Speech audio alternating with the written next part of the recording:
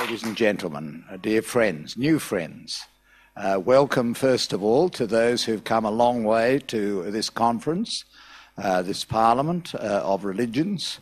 We Aussies know what it's like because we have to travel a long way every time we go anywhere except New Zealand or the penguins of Antarctica.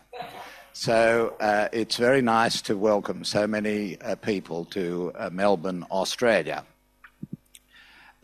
I am here to speak about two quite tricky, sensitive and controversial subjects. But in the spirit of this Parliament, I'm going to do so with humility, not believing I have all the answers or that I can lay down the law. I'm not a judge anymore, so I can't lay down the law. I can only put respectful thoughts for the consideration of everyone in this audience. And we can all learn from each other. That's the whole point of this gathering here in Melbourne. And I know in my own case that my own journey as a homosexual man was a long journey. It wasn't always acknowledged. It is now, and I am here to share that journey with you.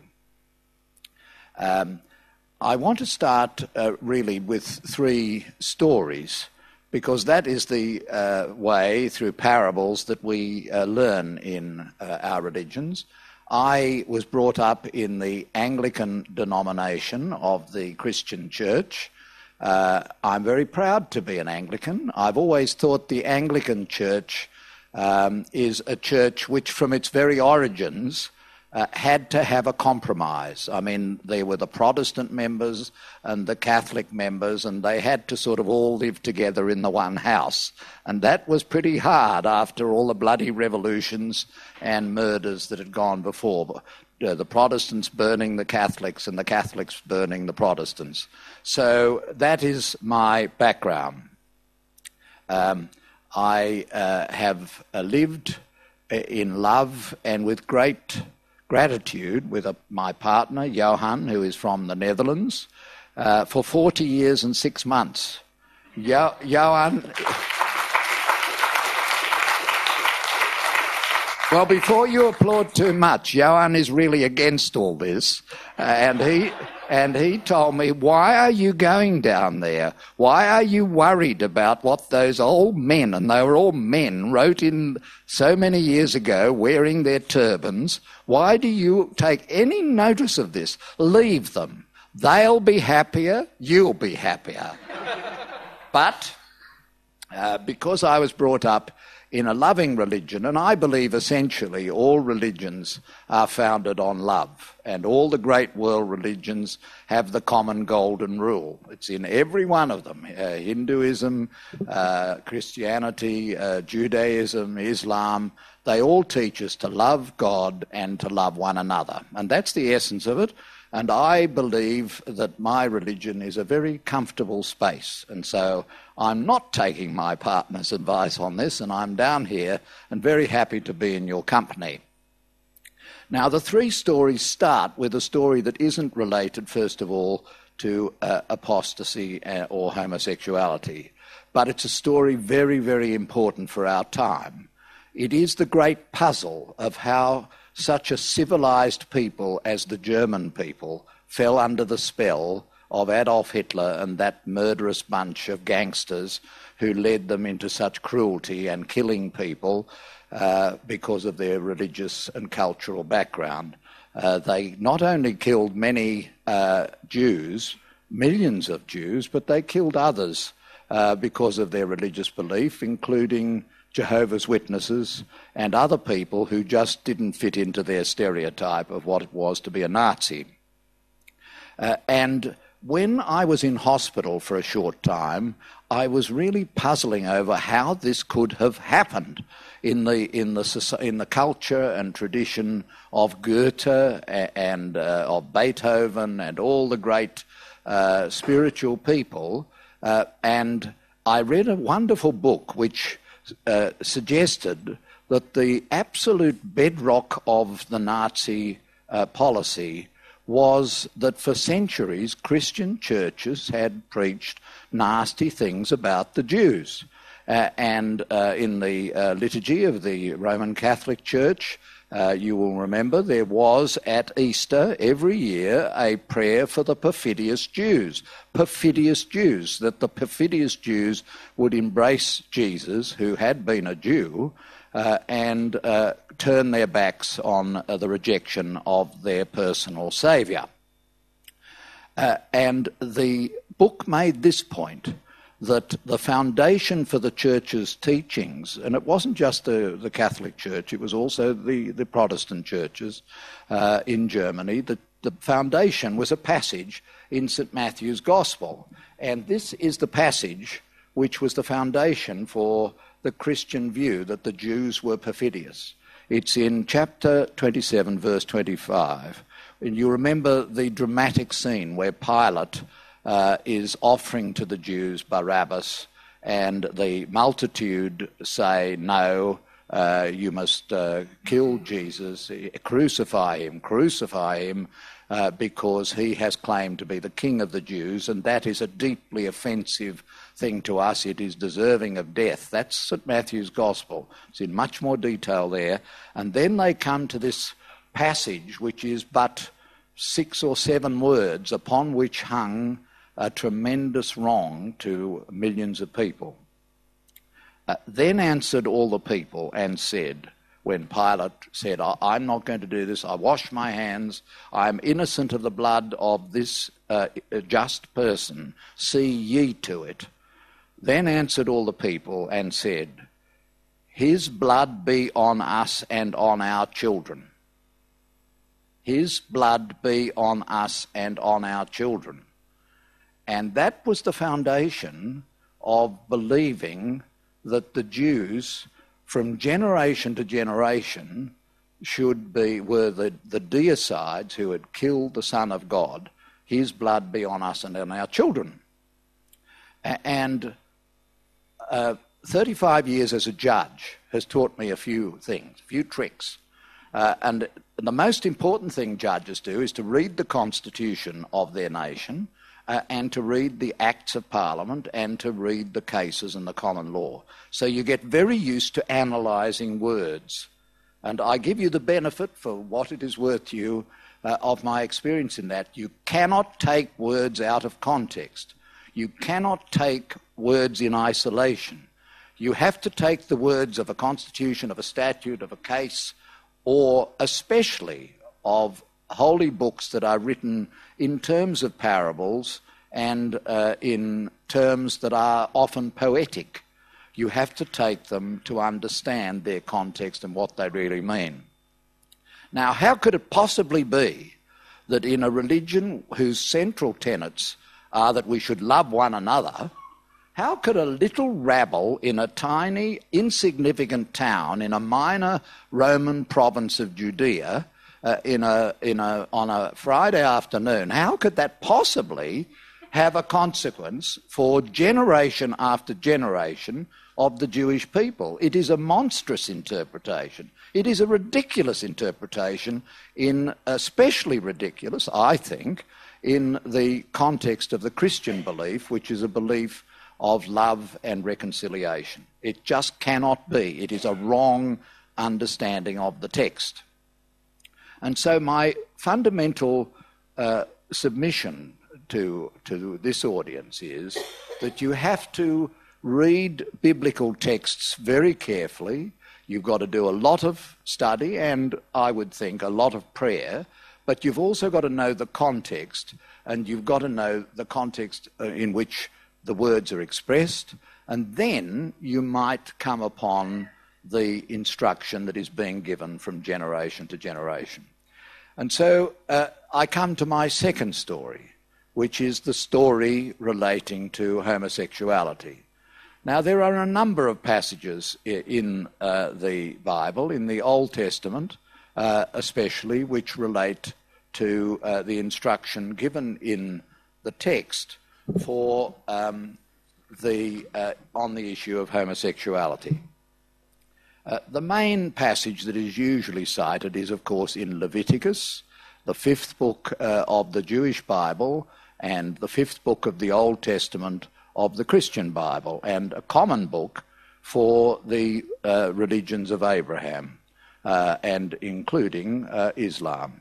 And in that text, there are what are called, in the King James Version, divers laws and ordinances. And the text includes a number of very severe punishments, extremely severe punishments, such as in chapter 20 of Leviticus, verse 10, and the man that committeth adultery with another man's wife, even he that committeth adultery with his neighbour's wife, the adulterer and the adulteress shall surely be put to death. Put to death. Now, if that were the word of God, there would be a lot of people put to death. I'm not saying that lightly. I'm just saying that it is a very harsh and strong statement. But that is the context in which the instruction relating to homosexuality arises. The next verse is, and the man that lieth with his father's wife hath uncovered his father's nakedness, both of them shall surely be put to death, their blood shall be upon them.